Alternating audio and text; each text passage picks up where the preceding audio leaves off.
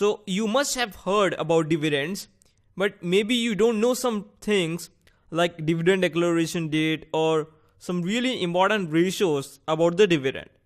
And in this tutorial, I'm going to tell you some really important things that are useful to know about dividends. So let me start by what are dividends. So you can read the definition first. Now, dividends are basically nothing but distributing part of profits of an organization among their shareholders. Why a part? Because a company has to meet various expenses, liabilities, debts, loans, and maybe the company is thinking of future expansion plans which needs a lot of money, and various other reasons for which the company needs cash flow. And that's why a company always distribute a part of profits. Also, dividend provide an added incentive because other than increasing share price, the shareholder has some kind of a fixed income. As usually large stable companies that are profitable like Apple, oRecord, Microsoft pay a regular dividend to shareholders, which becomes a good income for retired people. So now let me talk about how much dividend you will receive. So suppose if I own 1000 shares of Apple and now Apple proposes to give a dividend of 52 cents per share. So in that case, my dividend income would be 1000 shares multiplied by 52 cents, that is the dividend, which would equal to $520. Now I am assuming that this is a quarterly dividend.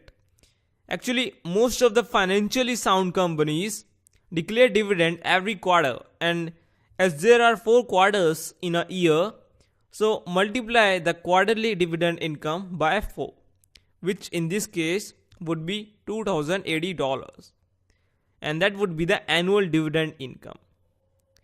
Now I told you to multiply by 4 because you can get an idea of dividend income.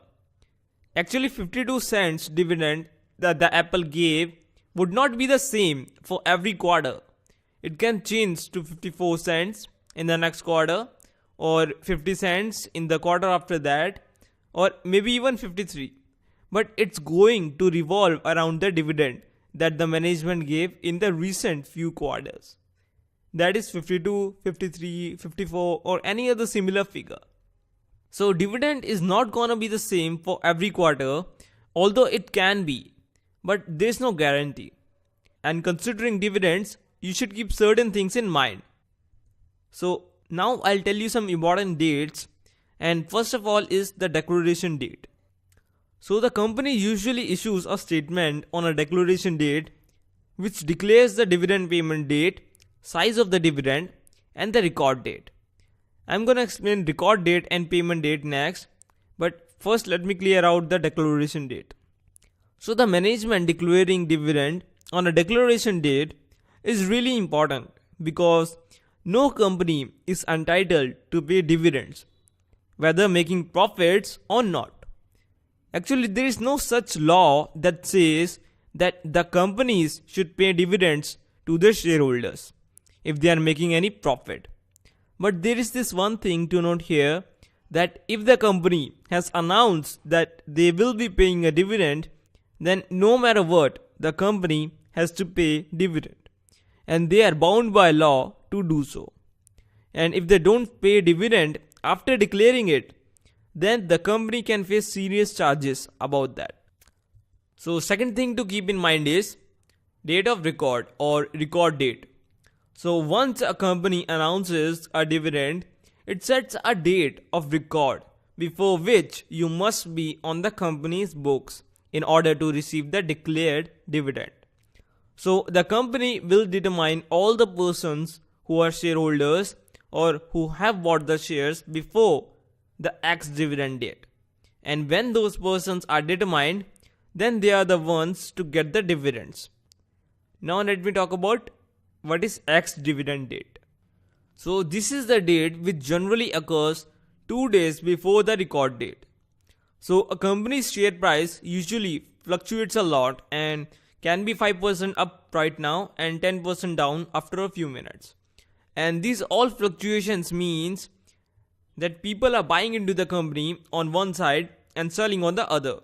That means at one second a person is a shareholder and other second the one is not. So in order to know exactly who will be entitled to get the dividends, the company sets the ex-dividend date. It allows the differentiation between the persons who are going to receive dividends and those who are not. The thing is, if anyone owns the share of a company before the ex-dividend date, then he is entitled to get the shares. But if he buys after the ex-dividend date, but before the dividend is paid, then still he is not eligible for dividend. Because the ex-dividend date allows all the remaining transactions which have not been completed or are pending to complete, so that all the sellers have sold and all the buyers must have bought the shares. And then the company gets the name of all the shareholders and registers them for the record date. So before the ex-dividend date, you must buy the shares and you must be on the books of company by the date of record. And the last date that you should remember is payment date. And this date is basically the date on which you are gonna receive dividend. Simple as that. Nothing to explain here much. And one last thing, but equally important, is that people have a myth that when I can buy a share of a company before the company is gonna pay the dividend, and when I'll get the dividend, then I will sell the share in the market. Well, it doesn't happen that way.